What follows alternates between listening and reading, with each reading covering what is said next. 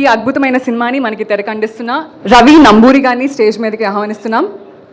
Hello Ravi గారు. Hello అండి.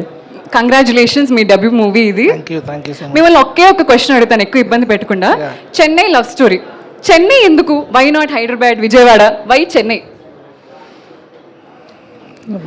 చాలా కష్టమైన క్వశ్చన్. అంటే ఫస్ట్ రాజేష్ గారు కథ చెప్పినప్పుడు చెన్నై అంటే ఇప్పుడు కొంచెం వేరే నేపథ్యం ఎంచుకుంటే బాగుంటుంది. అండ్ చెన్నై అయితే ఆయనకి కానీ మనీసర్కి కానీ నాకు కానీ అందరికీ ఇళయరాజా గారు so personally connected. So Chennai అయితే కొంచెం వైబింగ్గా ఉంటుందని చెప్పి చెన్నై లవ్ స్టోరీ ఉంది. యా,